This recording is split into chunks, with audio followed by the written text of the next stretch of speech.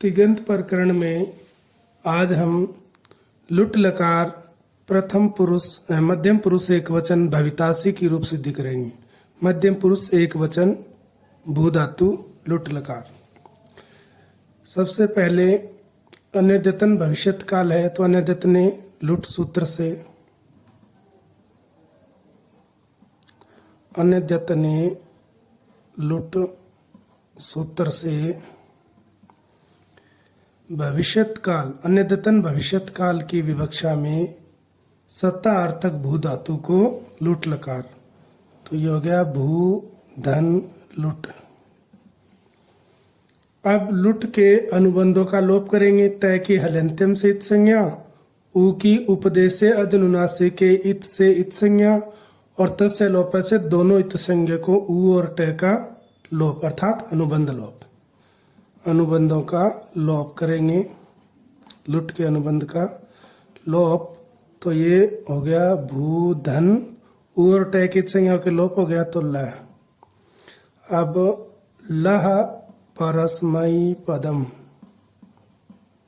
सूत्र से लकार के स्थान पर परस्मयी पद के प्रत्यय और तिप्तस झी से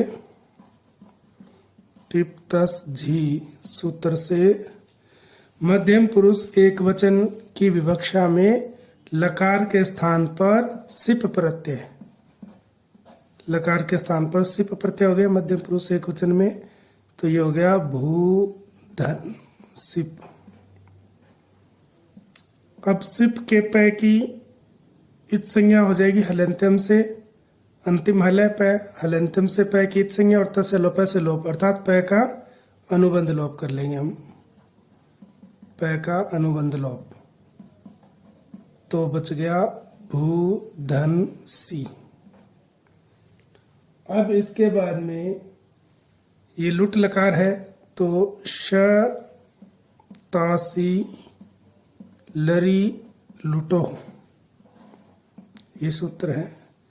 इस सूत्र से लुट लकार परे होने पर, ये लुट लकार है, लुट लकार या लरी लुटो, लरिट लकार यानी लरिंग लकार और लुट लकार ये परे हो तो धातु को कर्मशः श और तासी प्रत्यय का विधान।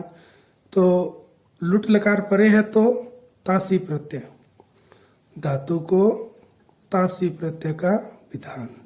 तो ये हो गया भू तासी और सी इस सूत्र से। अब तासी की जो इकार है उसका भी अनुबंध लोप हो जाएगा। ई का उपदेश से अजनुनासिक के इत से इत संज्ञा और तस्य लोप से लोप। तासी के जो इकार है ई, इसके अनुबंध का लोप, ई का अनुबंध लोप। उपदेश से अजनुनासिक से इत संज्ञा और तस्य लोप से लोप कर दिया तो ये रह गया भू धन तास धन सी, ये हो गया। अब इसके बाद में आर्ध धातुक संज्ञा कर लेंगे। आर्ध धातुकम शेष है,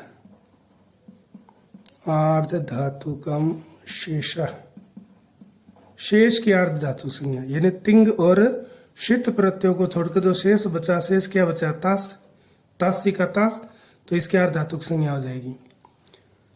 तास की आर्ध धातुक संज्ञा होगी भू धन तास धन सी। अब जिसकी आर्ध धातुक संज्ञा हुई है उसको ईट का आगम हो जाएगा। आर्ध धातु कस्य,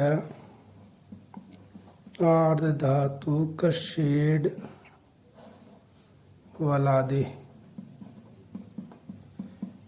आर्ध धातु कस्य, अर्ध धातु को इट, इट का आगम होगा वल आदि प्रत्यय परे हो तो स वल में प्रत्यार में आता है।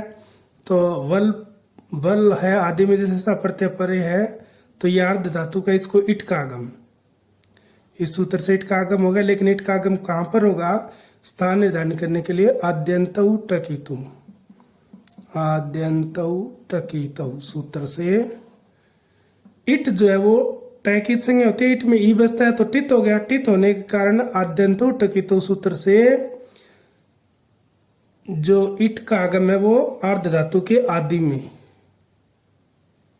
आर्ध धातु के आदि में यानी पहले, ये हो गया ई। आद्यंत टकितो से तास के आदि में पहले हो गया आगम, इट का आगम हो गया आर्ध धातु के आदि में। अब इसको गुण कर लेंगे। सार्वधातु कार धातु कयो सूत्र से धातु सार्वधातु कार्ध धातु कयो हो। इस सूत्र से सार्वधातुक या अर्ध धातुक परे होने पर, तो अपने अर्ध धातुक परे हैं तो धातु के इगंत अंग को गुण हो जाता है। और अलो अंतस्य से धातु के अंत्य अल, भू धातु में अंत्य अल क्या ऊ को गुण ओ हो जाएगा। अलो अंतस्य से सूत्र से धातु के अंतिम अल ऊ को गुण ओ।